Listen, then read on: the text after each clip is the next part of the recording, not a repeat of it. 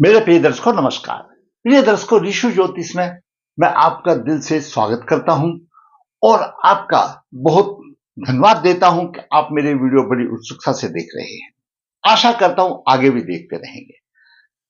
आज फिर हम एक कुंडली में महत्वपूर्ण विषय पर विचार करेंगे। जातक की आयु उसकी करीब 54, 55, 55 साल की आयु हो चुकी है। उसने मेरा वीडियो देखा तो सोचा मैं गुरु जी से भी सलाह लूं। दर्शकों, पिछले समय में उसने अपने परिस्थिति के लिए बहुत उपाय कर डाले, लेकिन बोला मुझे कहीं राहत नहीं दिखाई। दर्शकों, मैं आप लोगों को खुले दिल से बताना चाहता हूं, जब तक किसी बीमारी का उसका जो सही इलाज है वो नहीं हो जाता, जब तक उस बीमारी छूटने का कोई फायदा नहीं होता, उसमें कोई आराम नहीं होता। यहां पर भी वैसी बात हुई है। बोलता है कि मैं किसी भी काम में हाथ लगाता हूं तो मुझे बाधा नजर आती है और मेरा काम सक्सेसफुल नहीं होता। खर्चा दुनिया भर का हो जाता है, कोई प्रतिष्ठा नहीं मिलती। लोगों को मैं दिखाता हूं तो बोलते तुम्हारे में तो प्रशासन का रोग राजयोग है, तुम तो राजा जैसे बनोगे। यहां तो बोलता भिखारियों जैसी स्थिति आ गई है। दर्शकों, आज हम इस ज्योतिष के पॉइंट को आपको दूसरी तरीके से समझाने की कोशिश करेंगे। मेरा आपसे आग्रह रहेगा, भाई आप कमेंट्स बॉक्स में जरूर लिखिए आपको कितना समझ में आया।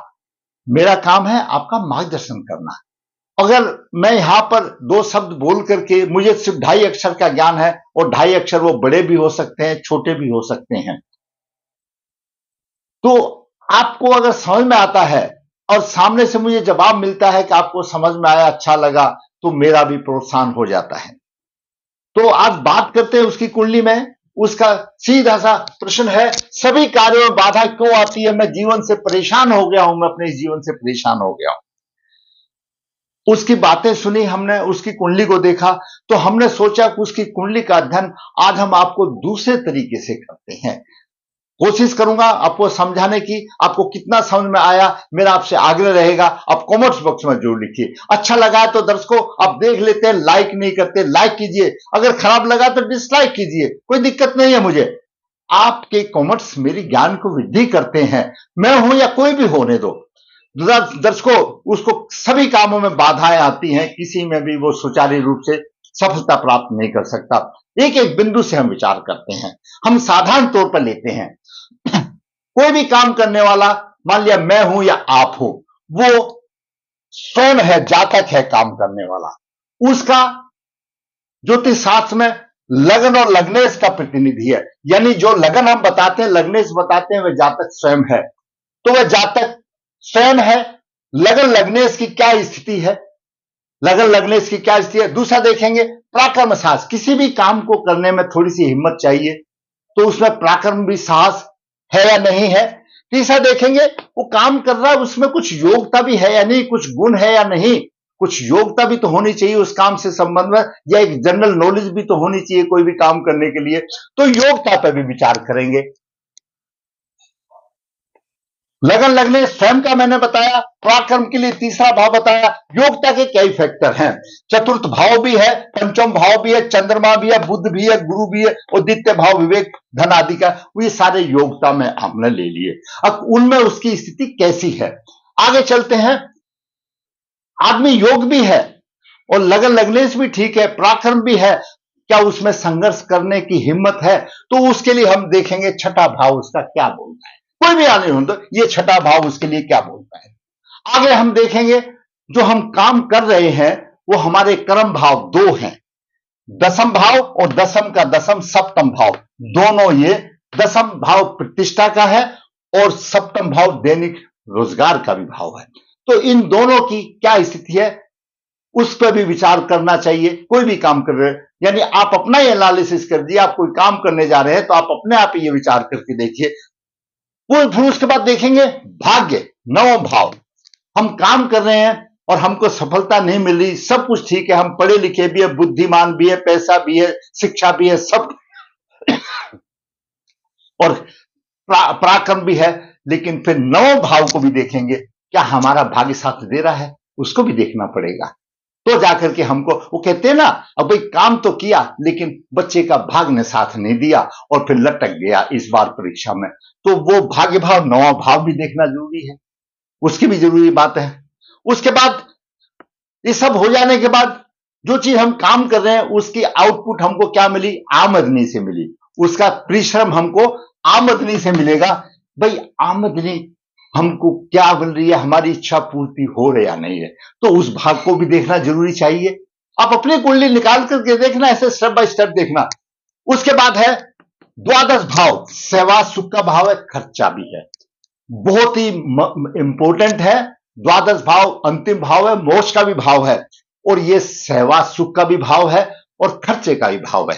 भाई अगर खर्चा हमारा इतना हो जाता है, आमदनी के तुल में वो कम पड़ता है, तो भी हमको रात भर नींद नहीं आएगी। और अगर हमारे पास सब कुछ, सारी सुख सुविधाएं है, धन है, दौलत है, मोटर गाड़ी, अच्छा बंगला है, लेकिन सेवा सुख नहीं है, तो जीवन भी बेकार है। आप अच्छी तरह से समझते हैं, तो सेवा सुख भी चाहिए। तो ये मैंने आज आपको अपनी तरफ से मेरे निकाले हुए 8 बिंदु हैं, ये आपको किताब में ऐसा कहीं नहीं मिलेंगे। हम और आपने आपस में समझना, इन्हीं से क्या जातक का कहां पर जातक खरा उतरता है। दर्शकों, सभी कार्यों बाधा क्यों आती है, जीवन से परेशान क्यों। जातक का जन्म 23 अगस्त 1970 कृष्ण पक्ष 7 कृतिका चरण 1 रविवार को हुआ। कृतिका नक्षत्र एक ऐसा है कि जातक अपने आप को वहां एस्टेब्लिशमेंट कर सकता है, वो हर परिस्थिति में ढल सकता है। जन्म के समय पे वृश्चिक लगन हुआ, वृश्चिक लगन के 26 डिग्री विराजमान है, और चतुर्थ भाव में राहु 9 डिग्री 25 मिनट लेकर विराजमान है, और छठे भाव में नीच राशि में शनि 29 डिग्री लेकर के और चंद्रमा भी 29 लेकर के। यहां पर छठे भाव में चंद्रमा शनि का विषयोग बन रहा है। उसको पहले भी मैंने आपको पीछे वीडियो में आपको मैंने बताया है, सभी विषयोगों का विषयोग बन रहा है। नवम भाव में लग्नेश, नवम भाव में लग्नेश मंगल नीच राशि में है, लग्नेश मंगल नीच राशि में है। 28 अंश तक तो वैसे ही रहता है, नीच का प्रभाव ज्योतिष है, तो 29 हो गया, तो आप समझो नीच राशि में। लग्नेश नीच राशि में नवम भाव में है, और 29 डिग्री लेकर के मृत अवस्था में है ही नहीं। वो तो मतलब जातक ऐसे ही परेशान हो रहा है, उसमें दम ही नहीं है, तो 29 डिग्री पर तो लग्नेश हो गया, उसका कहां से होगा। दशम भाव में सूर्य अपनी राशि में है।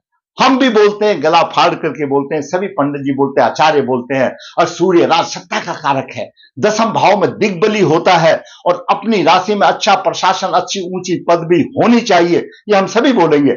लेकिन ये भी तो हमको बोलना चाहिए, अब सूर्य के साथ तो केतु है, सूर्य को तो शापित तो बना दिया। सूर्य के 6 डिग्री, केतु की 9 डिग्री। जब सूर्य के साथ केतु आ जाता है तो कुंडली शापित हो जाती है। तो सूर्य अपना कहां फल देगा, राजसत्ता कहां मिलेगी, प्रशासन कहां मिलेगा, ऊंची पदवी कहां मिलेगी, ये सारी चीज भी हमको देखनी चाहिए। आगे बात करें एकादश भाव। एकादश भाव में शुक्र 22 डिग्री लेकर के बलवान है, नीच राशि में आमदनी गई, और एकादश भाव का स्वामी बुध उच्च राशि में, लेकिन 2 डिग्री लेकर के 26 डिग्री उदय अंश से मरा हुआ है, यानी आमदनी भी गई, इच्छाएं पूर्ति नहीं हो रही। ये बात साथ साथ की मैं बता देता हूं, आगे आपको दोबारा दोहरा करा देंगे। आगे बात है द्वादश भाव में गुरु 7 डिग्री लेकर के विराजमान है, और गुरु द्वितीय भाव का स्वामी है। द्वितीय भाव धन का भाव है, धन का स्वामी अगर खर्च के भाव में हो तो कोष खाली हो जाते हैं, तो खर्चा भी अधिक हो गया, खर्चा भी अधिक हो गया, खर्चा भी अधिक हो गया, और सेवा सुख में कमी की बात आ गई। क्यों, यहां पर गुरु भी यहां पर है, राहु की 9वीं दृष्टि है, शनि और चंद्रमा भी देख रहे हैं, और मंगल भी देख रहा है। द्वादश भाव में 5 ग्रहों का प्रभाव है, द्वादश भाव में 5 ग्रह का प्रभाव, गुरु वहां पर है, शनि चंद्रमा देख रहे हैं, मंगल की 4थी दृष्टि है, राहु की 5वीं दृष्टि, 5 प्रभाव है। गुरु यहां पर है, शनि चंद्रमा की 7वीं दृष्टि है, मंगल की 4वीं दृष्टि है, राहु की 9वीं दृष्टि है। द्वादश भाव की भी धज्जियां उड़ गई, नींद नहीं आती, तो बेचारे को सेवा सुख, तो एक मधुर नींद का आनंद है, कैसे मिलेगा, यहां पर भी परेशानी आ गई। दर्शकों, जातक स्वयं लग्नेश नीच राशि में हो गया, लग्नेश नीच राशि में हो गया, चंद्र शनि का विषयोग 6ठे भाव में हो गया। पहले बताया चंद्र शनि का विशेष 6ठे भाव में होगा, तो शरीर संबंधित परेशानी होगी, शत्रुओं द्वारा पीड़ित होगा और कोर्ट कचहरी के चक्कर होंगे, धन की हानि होगी, सभी सुखों का नाश होगा। दूसरा, मैंने अभी अभी बताया था थोड़े दिन पहले, शायद कल परसों, कि शनिदेव न्याय के देवता हैं। जहां पर शनि अशुभ प्रभाव देगा तो समझो प्रारब्ध है आपका, भोगना पड़ेगा, लेकिन उपाय करने से सब कुछ ठीक होगा।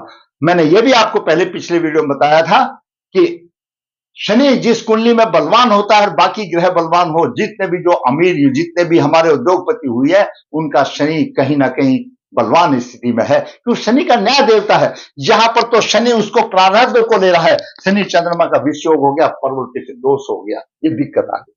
पराक्रम साहस है नहीं, पराक्रम साहस है नहीं, क्योंकि पराक्रम साहस का स्वामी शनि नीच राशि में हो गया। मंगल देख रहा है, लेकिन मंगल तो मृत अवस्था में, पराक्रम साहस है नहीं, योग्यता है नहीं। चतुर्थ भाव खत्म हो गया, पंचम भाव शुक्र उच्च दृष्टि से देख रहा है, पंचम भाव है। चंद्रमा यहां पर पीड़ित हो गया, मानसिक बल है। चंद्रमा का भी योग्यता में आता है कि उसका मन बुद्धि खत्म होगी, बुद्ध बुद्धि का कारक है, तो मृत अवस्था में आ गया। गुरु द्वितीय भाव में और राहु से पीड़ित आ गया, गुरु भी पीड़ित आ गया।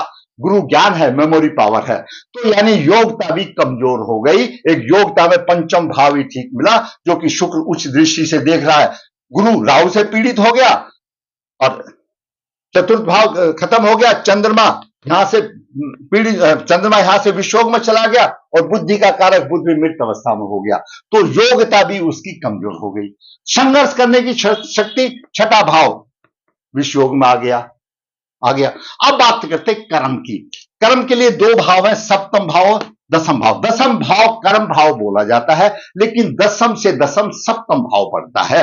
सप्तम भाव दैनिक व्यवसाय का है और हमारे जीवन साथी का भी भाव है। और हमने पहले भी बताया था, जीवन साथी का सुख देखना है तो दसम भाव में मिलेगा। अगर आप दसम भाव में अच्छी तरह से काम करोगे तो जीवन साथी सुख देगा, नहीं तो दर्शकों छोड़कर चले जाएगा। आपका जीवन साथी कैसे करेगा? तो मैंने पहले बताया था कि लग्नेश का चतुर्थ भाव सुख का भाव है, तो जीवन साथी का चतुर्थ भाव दसम भाव है। दसम भाव अगर ठीक से काम करोगे तो जीवन साथी रुकेगा, नहीं तो बाय बाय करके चला जाएगा। तो यहां पर दसम भाव में सूर्य के केतु की युति फंस गई और सप्तम भाव का स्वामी शुक्र नीच राशि में आ गया। वैसे ही दाम्पत्य सुख में परेशानी आती, दिक्कत आ गई, तो दोनों भाव भी ये चले गए। आमदनी, अभी भाग्य भाव का साथ नहीं, भाग्य भाव भी हो गया। भाग्य भाव का स्वामी चंद्रमा छठे भाव में शनि के साथ विषयोग में आ गया और लगने से यहां पर आ गया, तो भाग्य की भी हानि हो गई। कहां से होगा? इच्छा पूर्ति नहीं, इच्छा पूर्ति के एकादश भाव में शुक्र नीच राशि में हो गया और इसका स्वामी बुध यहीं पर है, उच्च राशि में, मृत अवस्था में हो गया, कोई फायदा नहीं हुआ। सहवास सुख मैंने आपको बता दिया। तो जातक को, ऐसे जातक को कैसे मिलेगा जब लगने से मृत अवस्था में हो गया हो, पराक्रम है नहीं, योग्यता कमजोर हो गई, एक पंचम भाव भी है, संघर्ष करने की शक्ति है नहीं, छठे भाव में चंद्रमा शनि का विषयोग हो गया। कर्म के लिए देखें तो दसम भाव जो कि प्रतिष्ठा का है, कर्म का भाव है, सूर्य केतु के साथ फंस के शापित योग बना दिया। प्रतिष्ठा कैसे मिलेगी? साथ में दसम से दसम सप्तम भाव पड़ता है, उसका स्वामी नीच राशि में हो गया। भाग्य का साथ नहीं मिलता, आमदनी पूरी नहीं मिलती, जो काम किया उसका पूरा श्रेय नहीं मिलता, सेवा सुख वैसे नहीं मिलता क्योंकि खर्चा ज्यादा है, उसी में चिंता में डूबा रहता है, तो आएगा ही। अब कितना भी आप जप करो, कितना भी दान करो, कुछ नहीं होगा जब तक कि यह शापित योग को दूर नहीं होगा। जब तक कि शापित योग क्यों आया? पूर्व जन्म के कर्मों से प्रारब्ध है आपका। दर्शकों, प्रारब्ध आपको भोगना पड़ेगा। बिल्कुल ज्योतिष शास्त्र में लिखा है प्रारब्ध भोगना पड़ेगा। और मैंने ये अनुभव किया है कि आपने उसके एवज में, उसके में आपने अगर शुभ कर्म किए हैं, आपने उनका दोष निवारण किया है, तो अगर आपको 10 रुपए का नुकसान होना लिखा है आपके प्रारब्ध में, तो आप भोगोगे, अवश्य भोगे। लेकिन परमात्मा उसका दोष निकाल, उससे परमात्मा को आराधना करने से वो आपको इतने रुपए दे देगा कि वो 10 रुपए खर्चा आप भूल जाओगे। कहने का मतलब सुख ज्यादा दे देगा, आपको महसूस नहीं होगा। तो दर्शकों, इनका दोष निवारण करना पड़ेगा, शापित कुंडली शापित दोष निकालना पड़ेगा। 64 जगह पर होता है, 64 प्रकार के सांप होते हैं, शकुनी भी सांप होता है, दुनिया भर के सांप होते हैं, प्रेत बाधा भी सांप है, लगन का दोष भी, सब ये पितृदोष में आ जाते हैं। और पितृदोष 64 किस्म का होता है। पितृदोष तो निकाला नहीं, पितृदोष तो निकालना नहीं, सूर्य केतु की शांति कराई नहीं, कैसे होगा? राहु ने गुरु को पीट दिया, ज्ञान को खत्म कर दिया, वो तो कराया नहीं, कैसे होगा? लगने से मंगल नीच में आ गया, क्यों आया? प्रारंभ उसका प्रायश्चित तो कर्म किया नहीं, तो कैसे होगा? दर्शकों, मैं डंके की चोट पर कहता हूं, मैं ओपन चैलेंज में कहता हूं, जिसने मेरे कहे अनुसार उपाय कर लिए, देखो भाग्य को बदला नहीं जा सकता, लेकिन संवारा जा सकता है, और आपको 6 महीने में ही रिजल्ट मिल जाएगा। ऐसे जातक को अध्ययन करने के बाद में शापित कुंडली का पितृ दोष निकालना चाहिए, और उसके बाद भागवती लॉकेट गले में धारण करनी चाहिए। मंगल का रत्न धारण करे, गुरु का रत्न धारण करे, और चंद्रमा का रत्न धारण करे, आपको 6 महीने में मिल जाएगी। चंद्र शनि का विषोग जब तक नहीं निकला, कुछ नहीं होगा। सूर्य केतु की युति के जो प्रभाव में आया, जिससे प्रतिदोष आया, वो नहीं होगा। कितना भी दान कर लो, कितना भी जप कर लो, कुछ नहीं होगा। बिल्कुल एकदम धैर्य है। जो आपके पूर्वज अतृप्त योनि में है, उनकी मुक्ति कराना है, और ये कुंडली बताती है अब वो उनके पूर्वज अतृप्त योनि में है। जो काम करना था तो वो तो किया नहीं, फालतू करने से कुछ नहीं होगा। दर्शकों, ऐसे कुंडली वाले को अध्ययन करा करके पूर्ण रूप से कुछ नहीं जाता, थोड़ा सा है, जितना अपना खर्चा कर दे उतना भी नहीं लगता।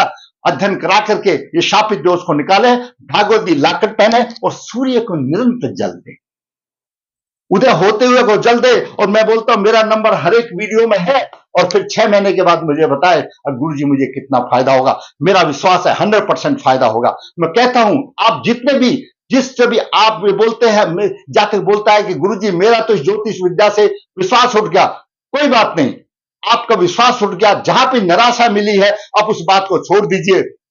आप मेरे संपर्क में आइए, मैं आपका उचित मार्गदर्शन करूंगा। करना आपको, श्रद्धा आपकी है, फल भगवान देंगे और अवश्य देंगे, इसमें कोई दो राय नहीं है। लेकिन उसके उचित कर्म को तो करना पड़ेगा ना, उससे कारक कर्म तो करना पड़ेगा। मैं सिर्फ आपको मार्गदर्शन ही दे सकता हूं, चलना आपको है। अब चल के दिखाइए 6 महीने में, अब देखिए, अगर नहीं बोले हाँ कुछ फायदा हुआ, धीरे धीरे होगा। अब सोचो कि एकदम बटन दबाया ट्यूबलाइट जल जाए, तो वो नहीं होगा। दर्शकों, मैंने आज एक साधारण तरीके से आपको समझाने की कोशिश की, और ये जातक क्यों नहीं कामयाब हो रहा है, क्यों इसको परेशानी आती है। अगर आप समझते हैं कि मेरा ये वीडियो किसी मेरे भाई को, किसी बेटे को लाभदायक हो सकता है, उसका मार्गदर्शन कर सकता है, तो भाई आप कमेंट्स बॉक्स में अवश्य लिखिए। नहीं समझ में आया था, मेरा नंबर है, आप नंबर से पूछ लीजिए इस वीडियो के बारे में। इस वीडियो के बारे में मैं आपको समझाऊंगा, अब इसमें कोई दो राय नहीं है। फिर मेरे ये आपसे आशा रहेगी, आपको अच्छा लगा तो लाइक करें, जिसने चैनल सब्सक्राइब नहीं, सब्सक्राइब है, ताकि आने वाली वीडियो भी आपको तुरंत मिले और आपका मार्गदर्शन हो सके। धन्यवाद।